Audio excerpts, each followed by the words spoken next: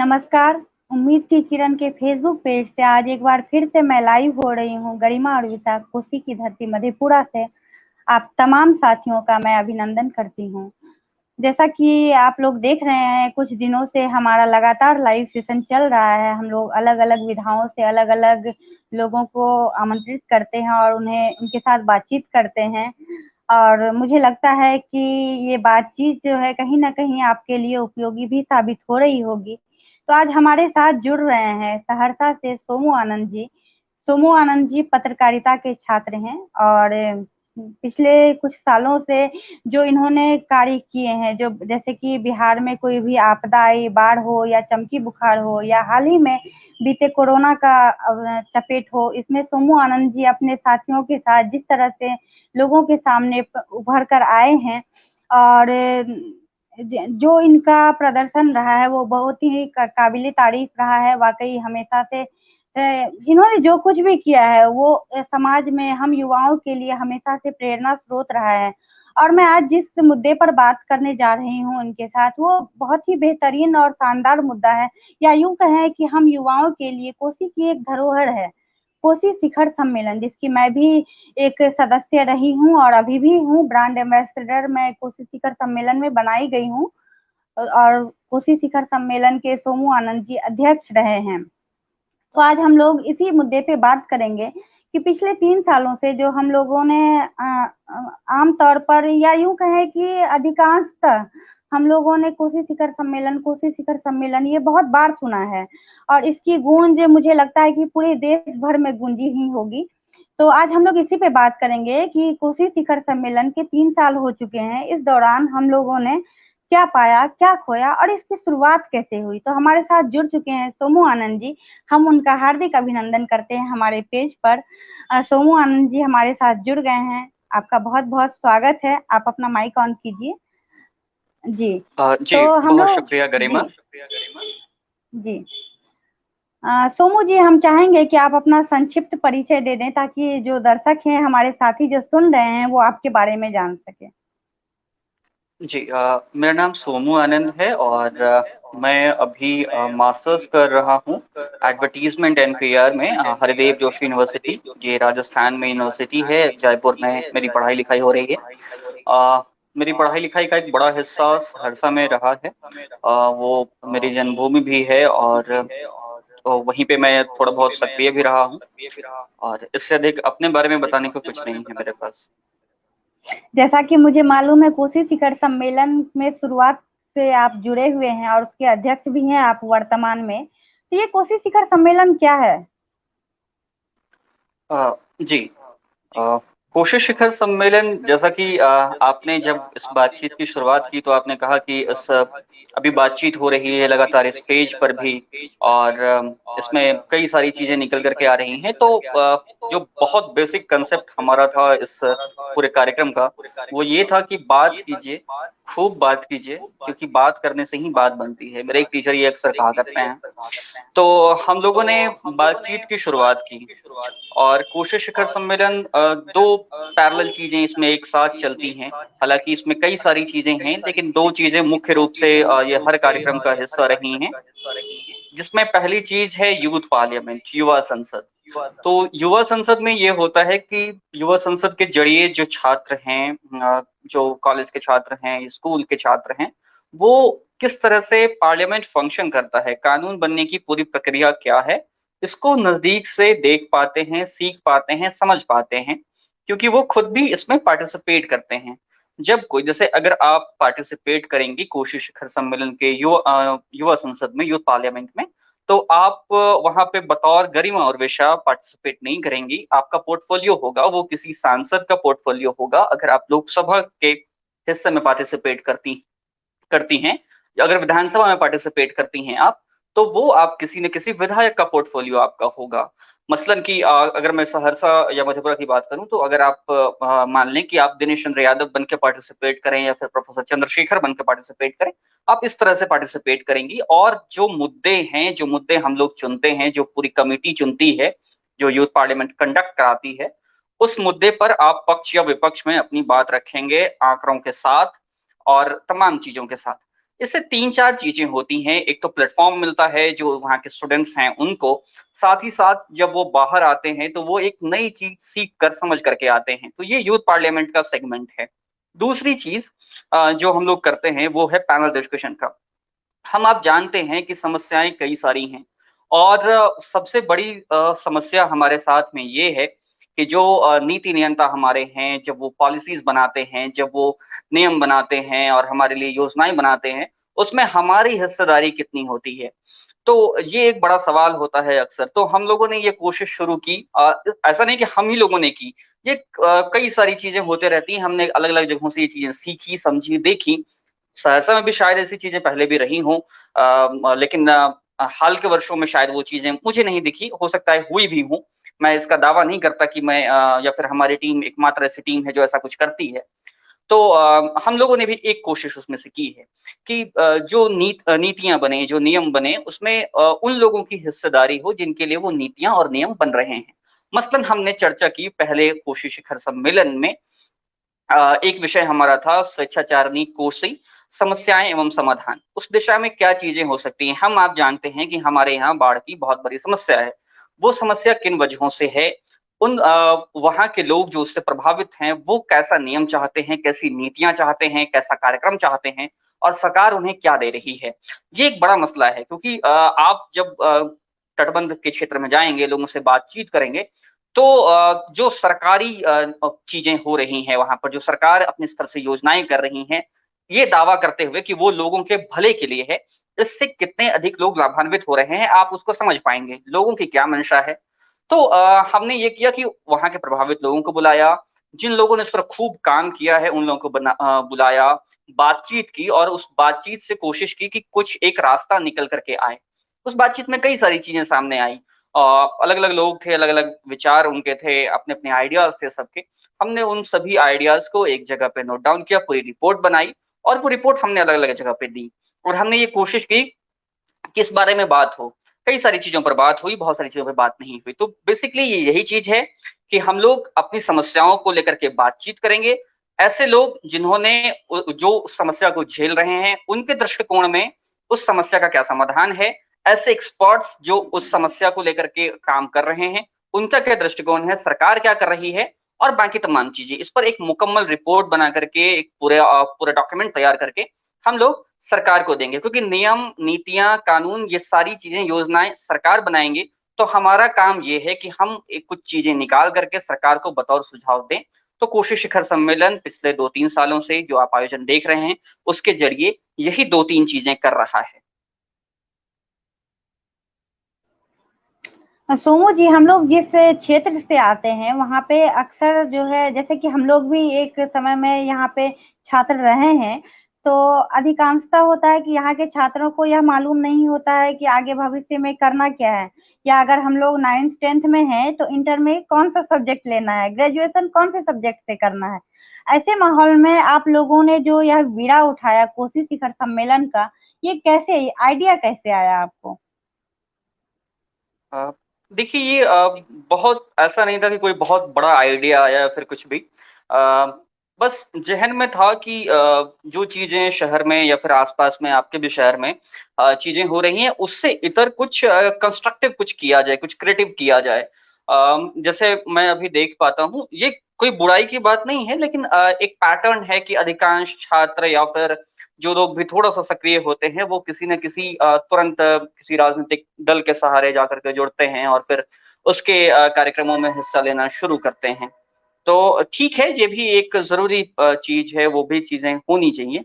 लेकिन उससे इतर भी कुछ चीजें हैं, क्योंकि हमारे शहर की, आपके शहर की एक पहचान है, हमारे यहाँ बहुत सारी ऐसी चीजें होती रही। तो एक चीज जो मुझे बड़े होते हुए बहुत मिसिंग लगी कि जब हम बात करते कि यहाँ पे ऐसे कार्यक्रम हो रहे हैं, यहाँ पे ऐसी चीजें हो रही, तो हमारे यहाँ नहीं होती थी वो चीजें। तो वो एक तकलीफ थी। मूलतः यह कार्यक्रम उस एक तकलीफ की उपज है। अगर वो तकलीफ न हुई होती तो वो चीजें न होती। हमने बस ये सोचा था कि कुछ करना है, कोई एक कार्यक्रम करना है हमें। ठीक है, हमने ये नहीं सोचा था कि ये कोशी शिखर सम्मेलन इस बड़े स्केल पर होगा या फिर कुछ भी चीजें। हमारे अंदर बहुत ज्यादा आइडियाज नहीं थे शुरुआती समय में। हम बस एक एनर्जी थी और जहन में ये था कि कुछ कंस्ट्रक्टिव करना है। इसमें कई सारे लोगों का सपोर्ट मिला। हम लोगों ने जब ये तय किया कि हम लोग ऐसा कुछ करेंगे, तो हम लोगों ने बहुत से लोगों से बात की कि हम लोग क्या कर सकते हैं, आप बताइए, हमें कुछ करना है। तो इसमें बिहार के एक जाने माने पत्रकार हैं पुष्यमित्र, हमें उनके सजेशंस मिले, और भी इस तरह के तमाम लोगों के सुझाव हमें मिले। तो ये जो पूरा एक कार्यक्रम अभी आप देख पा रही हैं, ये किसी एक व्यक्ति का आइडिया नहीं है, ये कई सारे लोगों का। और मैं बस इसमें एक चेहरा हूँ। मेरे साथ काम करने वाले कई सारे साथी हैं जिनकी बदौलत ये चीजें हो रही हैं। ऋषिराज हैं, राजा रवि हैं, यूथ पार्लियामेंट का जो पूरा सेगमेंट है वो ऋषिराज मॉनिटर करते हैं उसको। उन्होंने कानून की पढ़ाई की है और अभी वो दिल्ली में रहते हैं। और राजा रवि को आप जानती हैं, आपने उन्हें अभी पिछले दिन अपने कार्यक्रम में बुलाया भी था। तो रवि उसको पूरी तरह से एग्जीक्यूट करते हैं। और तो ये ऐसे तमाम लोग जो ग्राउंड पे काम कर रहे हैं, चाहे वो आदर्श हो, उसके अलावा प्रशांत हो, शिवम हो, और भी कई सारे हमारे साथी, सौरभ, और तमाम ऐसे साथी जो लगातार मेहनत करते रहते हैं। ये इन सबका एक कलेक्टिव आइडिया है, उसी की वजह से ये कुछ हो पाता है। जितने बड़े स्तर पे आप लोगों ने यह कार्यक्रम किया था, तो हम लोग कुछ भी छोटा करें या बड़ा करें, खर्च तो कुछ ना कुछ होता ही है। तो आप लोगों की फंडिंग कहाँ से होती है? जी, हमने बहुत शुरू में ही ये तय कर लिया था कि हम लोग कार्यक्रम जो अपना करेंगे वो स्पॉन्सरशिप मॉडल पे करेंगे। मतलब ये कि क्योंकि हमें इस बात का अंदाजा था कि हम जिस तरह का कार्यक्रम कर रहे हैं, हमारे कार्यक्रम में भीड़ आएगी, ठीक ठाक लोग हमारे कार्यक्रम से जुड़ेंगे, हमें ऐसी उम्मीद थी। और संयोगवश हम लोग थोड़े से सफल हुए उस चीज में कि लोग जुड़े, हमारे साथ लोग आए। तो हमने ये तय किया कि क्योंकि हमारे अधिकतर हमारा जो टारगेट ऑडियंस था वो स्टूडेंट था, और उस उनके पेरेंट्स और बाकी इस तरह के लोग। तो हमने ये किया कि एजुकेशन इंस्टीट्यूट को टारगेट किया। हमने उनसे कहा कि हमारे पास ठीक ठाक लोग आएंगे, और आपके लिए ये एक प्रचार प्रसार का अच्छा प्लेटफॉर्म हो सकता है। तो हमने उनसे पैसे लिए, या फिर इस तरह के जो लोग जो हमें इस चीज में फंड्स दे सकते थे बतौर स्पॉन्सर, इसलिए कि उनका प्रचार हो इस प्लेटफॉर्म को क्रिएट करके। तो हमने बतौर स्पॉन्सरशिप लोगों से पैसे लिए। हाँ, इसमें ये और बात है कि कुछ लोगों को ये आइडिया पसंद आया, इसलिए उन्होंने बतौर स्पॉन्सर जुड़ना पसंद किया। सिर्फ इसलिए नहीं जुड़े कि उनका प्रचार हो जाएगा। मैं ये नहीं कह रहा कि सिर्फ प्रचार के लिए जो लोग जिन्होंने हमें पैसे दिए वो सिर्फ प्रचार के लिए जुड़े, उनको भी आइडिया पसंद भी आया। लेकिन हमारा मॉडल था कि हम प्रचार के एवज में आपसे पैसे लेंगे, यूं ही पैसे नहीं लेंगे। लेकिन उससे इतर भी व्यक्तिगत संबंध के आधार पर भी लोगों ने पैसे दिए और बाकी चीजें। तो हम लोग ये करते हैं कि जिनसे भी पैसे हम लोग लेते हैं, उनकी पूरी लिस्ट होती है। आप जितने बैनर, पोस्टर्स या फिर कार्यक्रम पे आप देखती होंगी, आप तो आई हैं कार्यक्रम में, या फिर बाकी लोग, तो वहां पे उनका डिस्प्ले होता है, तो थोड़े बहुत लोग उनको उनके बारे में जान पाते हैं। तो हम इसी मॉडल पे हम काम करते हैं। ये जो आपने बताया यूथ पार्लियामेंट होता है, तो इसमें किस तरह के लोग शामिल होते हैं? हमने जब पहली बार यूथ पार्लियामेंट किया तो दो कमेटीज थी, विधानसभा की और लोकसभा की। बहुत शानदार रिस्पांस था। और मैं बताऊं आपको कि कलकत्ता यूनिवर्सिटी से, इलाहाबाद यूनिवर्सिटी से, पटना यूनिवर्सिटी से, और पटना के कई ऐसे स्कूल से जो बहुत प्रतिष्ठित स्कूल हैं, उन सारे स्कूल से बच्चे आए। हमारे यहाँ के कई सारे स्टूडेंट्स, कॉलेज के, स्कूल के, वो उन लोगों ने पार्टिसिपेट किया। मधेपुरा में हमारी एक बहुत अच्छी यूनिट है। और आप तो जानती हैं, संविधा ग्रुप से बहुत से बच्चों ने पार्टिसिपेट किया। संदीप सर का बहुत ज्यादा सपोर्ट रहा हमें लगातार। तो इस तरह के बच्चों ने वहाँ पार्टिसिपेट किया, जो हमारे यहाँ के स्कूल कॉलेज के बच्चे थे, बाहर के बच्चे थे। तो एक बहुत ही हेल्दी प्लेटफॉर्म बना वो, कि आप बाहर के बच्चों को देख पा रहे हैं कि वो किस तरह से डिबेट करते हैं, वो किस तरह से अपनी चीजों को रख रहे हैं। और उसमें यहाँ के बच्चे भी पार्टिसिपेट कर रहे हैं। तो वो बहुत अच्छा प्लेटफॉर्म बना। एक बहुत दिलचस्प किस्सा है, अगर आप कहेंगी तो मैं वो साझा करना चाहूंगा। जरूर जरूर सुनाइए ना, हमारे साथ कई साथी आज जुड़े हुए हैं। जी, मुझे याद है कि जब पहली बार हम लोग यूथ पार्लियामेंट ऑर्गेनाइज कर रहे थे, तो जैसा मैंने आपको बताया कि ऋषिराज उस पूरे सेगमेंट को देखते हैं। तो ऋषिराज सहरसा का एक स्कूल है, बुद्धा पब्लिक स्कूल, उस स्कूल में गए थे। और हमने वहां पर आइडियाज रखे। और एक सेंट जेवियर्स एक स्कूल है, तो वहां पे मैं, ऋषिराज और एक मृगांक है हमारे साथी, ये तीन लोग गए थे। तो मुझे याद है कि वहाँ के प्रिंसिपल ने पहले हम लोगों को बिठाया और हम लोगों से कई सारे सवाल पूछे, अलग अलग विषय पर पूछा कि हम लोग क्या करते हैं। जब वो अपनी स्तर से पूरी तरह से संतुष्ट हो गए कि उन्हें लगा कि शायद हमें थोड़ी बहुत चीजें आती हैं, जो चीजें हम करना चाहते हैं उसके इर्द गिर्द, तो उन्होंने हमें अलाउ किया और फिर हम लोग संजय बस में जा पाए। बुद्धा पब्लिक की कहानी ये है कि वहाँ पे कृष्णा भारद्वाज हैं हमारे साथी, वो और ऋषिराज, ये दो लोग गए थे और उन्होंने वहाँ के डायरेक्टर से बात की। तो डायरेक्टर ने अपने प्रिंसिपल को कहा कि आप अपने यहाँ से चुनिंदा बच्चों को भेजें, वो अच्छे बच्चे जो उस प्लेटफॉर्म पे बहुत अच्छा परफॉर्म कर पाएं, ताकि स्कूल का नाम हो और एक पब्लिसिटी हो। तो ये जायज वजह भी थी उनकी। तो ऐसे बच्चों को उन्होंने पहले शॉर्टलिस्ट किया। तो एक बच्ची थी, मुझे याद है, जो उसमें छूट गई थी, उसको उसका सिलेक्शन नहीं हो पाया था।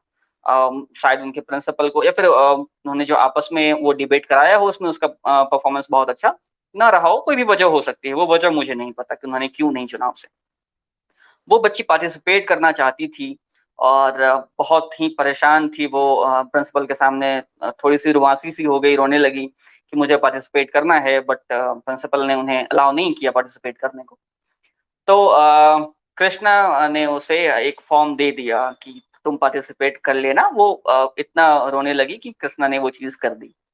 और मैं बताऊं कि बिहार विधानसभा की कमेटी में 3-4 दिन बाद जब उस बच्ची ने पार्टिसिपेट किया, तो उन बच्चों के सामने जिन्हें दर्जनों यूथ पार्लियामेंट का एक्सपीरियंस था, एमयूएन का एक्सपीरियंस था, उन बच्चों के बीच में वो बच्ची बेस्ट डेलीगेट चुनी गई। तो हमें लगता है कि ये ऐसी कहानी है जो हमें, हमारी पूरी टीम को इतना मोटिवेट करती है कि हम लोग तमाम चीजों के बाद भी ऐसी चीजें कर पाते हैं। हाँ जी, जैसा कि मैंने भी अनुभव किया और अभी आपने भी बताया कि तो कोसी शिखर सम्मेलन के 3 साल हो चुके हैं। आज हम लोग बात करने बैठे हैं कि हमने क्या खोया और क्या पाया। तो 3 साल हो चुके हैं और 2 बार हम लोगों ने इसका आयोजन किया है। सोमू जी डिस्कनेक्ट हो गए हैं।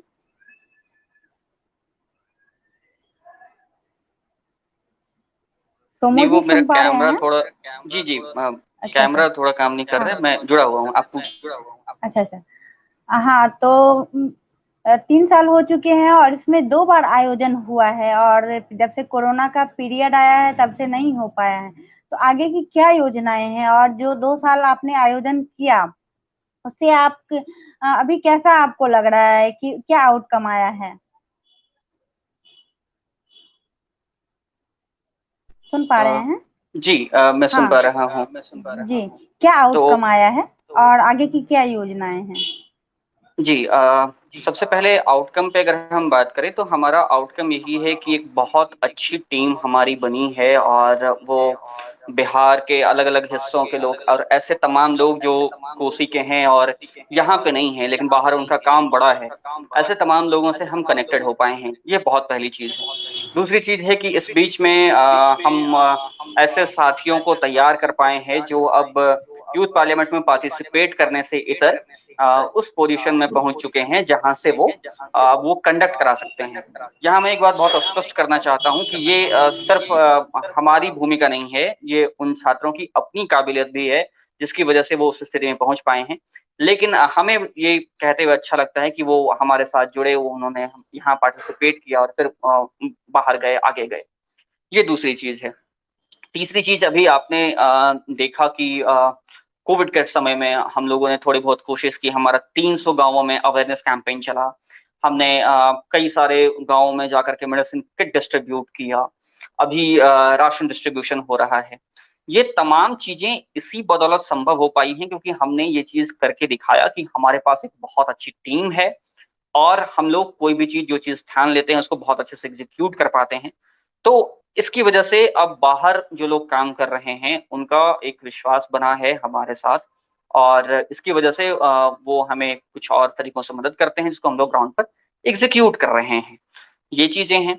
साथ ही साथ एक बहुत बड़ा, मैं ये कहते हुए मुझे अच्छा लग रहा है और ये चीज मैं कहना चाहता हूँ कि उस कार्यक्रम के बाद से आप देखें तो शहर में और आसपास एक माहौल बना, ऐसे कई सारे कार्यक्रम होने लगे। मैं ये नहीं कह रहा हूँ कि ये कार्यक्रम नहीं होता तो वो कार्यक्रम नहीं होते, लेकिन हाल के कुछ वर्षों में क्योंकि लोगों को लगा, जिन लोगों के मन में इच्छा भी थी कि ऐसा कुछ करना है, हम लोगों ने जब वैसा कार्यक्रम किया तो उन लोगों को लगा कि वो लोग भी कर सकते हैं, और बहुत से अच्छे कार्यक्रम शहर में हुए। ठीक है, तो ये भी एक चीज है कि एक अच्छा माहौल बन रहा है शहर में। कई सारी क्रिएटिव चीजें हो रही हैं, जो चीजें एक बार की लगा कि रुक सी गई हैं। तो ये सब कुछ हासिल है। अब आपने जो पूछा कि आगे की क्या योजनाएं हैं, तो हम लोगों ने पिछले साल मार्च के महीने में शायद यह तय किया था कि बिहार इलेक्शन से पहले हम लोग बिहार के विभिन्न हिस्सों में हम लोग यूथ पार्लियामेंट और ये पैनल डिस्कशन हम लोग ऑर्गेनाइज करेंगे। और उसके साथ साथ जब वो चीजें आ जाएंगी, हर अलग अलग जगह की समस्याएं हमारे सामने आ जाएंगी, उनके सुझाव के रूप में हम एक पब्लिक मैनिफेस्टो हम लोग जारी करेंगे अगस्त के महीने में बिहार इलेक्शन से पहले। बट अफसोस कि कोविड की वजह से हम वो चीज नहीं कर पाए।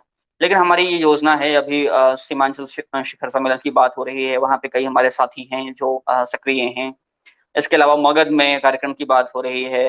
हम लोगों ने चंपारण में कुछ कार्यक्रम किए अलग अलग लोगों के साथ मिल करके, जो कहीं ना कहीं से हम लोग उनसे जुड़े हुए हैं, वो लोग हमसे जुड़े हुए हैं। तो ये कोशिश है कि पूरे बिहार में ऐसी चीजें हों, और फिर एक बिहार के स्तर पे ये चीजें हों। तो ये हमारी योजना है। अभी एक चीज जो मैं अभी तुरंत यहाँ पे अनाउंस करना चाहता हूँ कि दुर्भाग्यपूर्ण रूप से इस कोरोना संक्रमण के काल में ऐसा कोई परिवार जिसने अपने किसी कमाने वाले व्यक्ति को अगर खो दिया हो, तो हमें कुछ लोगों की मदद से ये चीज हासिल हुई है कि ऐसे लोगों को हम कुछ मदद करेंगे। अगर वो कोई अपना छोटा मोटा काम शुरू करना चाहते हैं, तो कोई वो परिवार जिसने अपने किसी कमाने वाले व्यक्ति को खोया है, तो हम जानते हैं कि वो चीज वापस नहीं की जा सकती है, लेकिन एक छोटी सी कोशिश उसके जरिए शायद अगर कुछ चीजें बेहतर हो पाए, तो ये हमारी कोशिश है। जब ये बातचीत समाप्त हो गई होगी तो मैं इसका पूरा डिटेल लिखूंगा भी। लेकिन अभी के लिए ये सारी चीजें जो हो पाई हैं, हम लोग कर पाए हैं, वो इसी आयोजन की बदौलत, इसी टीम की बदौलत कर पाए हैं। और आगे भी अगर कोशिश है कुछ कुछ और करने की, कुछ कुछ और चीजें, वो इसी की वजह से कर पाएंगे। अभी हमने थोड़े दिन पहले एक कैंपेन लॉन्च किया था, इजोत। इजोत कैंपेन का मोटिव ये था, जो सवाल आपने पूछा कि पहले आपने जिक्र किया अपनी बातचीत में कि हमारे यहाँ एक समस्या ये होती है कि हम लोग ये तय नहीं कर पाते हैं कि नवीं नवीं के बाद क्या करना, 10वीं के बाद क्या करना है, 12वीं के बाद क्या करना है। तो हम लोगों ने एक एक्सपर्ट्स की टीम बनाई, जो लोग अलग अलग विधाओं से हैं। अगर किसी को कानून की पढ़ाई करनी है, उसकी उसकी रुचि कानून के इसमें है, तो उसे हम लोग किसी ऐसे व्यक्ति से कनेक्ट करें जिसने कानून की पढ़ाई की और अभी ठीक ठाक जगह पर है। कोई जर्नलिज्म के क्षेत्र में जाना चाहता है, तो उसे किसी जर्नलिस्ट से कनेक्ट करें। इस तरह की कोशिश हमने की। हमारे पास जितने रजिस्ट्रेशन आए, आर्यन वत्स हैं हमारे साथी, वो उस चीज को मॉनिटर कर रहे थे। और हमने कई सारे लोगों से बातचीत करके उन लोगों को एक दूसरे से कनेक्ट किया। तो ये भी कोशिश हमने की। इसी तरह की छोटी छोटी कोशिशें हमारी जारी हैं, और बाकी लोगों से भी हम समय समय पर सुझाव लेते रहते हैं कि हमें और क्या करना चाहिए। जो भी चीजें आएंगी हम लोग करते रहेंगे।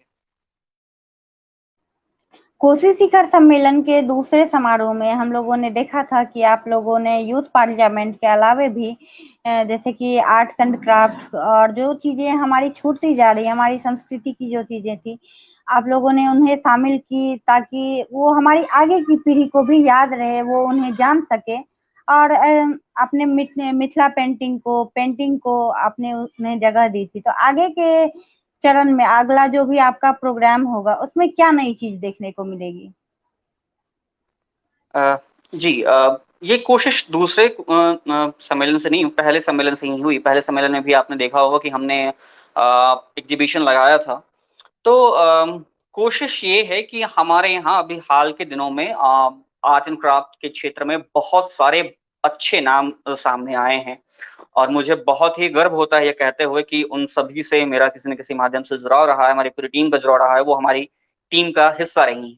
हमने दूसरे कोशिश शिखर सम्मेलन में मिथिला पेंटिंग वर्कशॉप कराया, फ्री ऑफ कॉस्ट कराया, कोई चार्ज नहीं लिया। हमने सारे संसाधन हमने अपने स्तर से दिए उन साथियों को जो फाइन आर्ट्स के क्षेत्र में थोड़ा बहुत काम कर रही थी, उन्हें मिथिला पेंटिंग सीखनी थी। अर्चना मिश्रा हैं, वो आप जानती हैं उन्हें। तो उन्होंने ट्रेनिंग दी। और तो एक सेगमेंट था हमारा जो मिथिला पेंटिंग को लेकर के, और जो एग्जीबिशन था वो। और दूसरा ये कि जो चीजें हमारे यहाँ की छूट गई हैं, जो चीजें अब देखने को नहीं मिलती हैं, मैं जब बहुत छोटा था तब वो चीजें मैं देखा करता था, या फिर उससे भी पुरानी चीजें। तो ऐसे ही बातचीत में ये आइडिया आया था कि उन चीजों का एग्जीबिशन करना है, उन चीजों की प्रदर्शनी लगानी है। तो हम लोगों ने वो चीजें लगाई थी। इस बार के कोशे शिखर सम्मेलन में भी कुछ ना कुछ ऐसा होगा। अभी तो हम लोगों ने बहुत शुरुआती स्तर पे बातचीत शुरू की है। एक बार सब लोग बैठेंगे, टीम में लगातार डिस्कस होता रहेगा, तो कई सारी चीजें निकल करके आएंगी। और तो अभी मैं उस स्थिति में नहीं हूं कि मैं तुरंत में ये कह दूं कि क्या नया देखने को मिलेगा। बस एक बात मैं कहना चाहता हूं कि ये इस बार का कोशे शिखर सम्मेलन हमारे टीम के एक साथी जो गुजर गए उनको डेडिकेटेड होगा।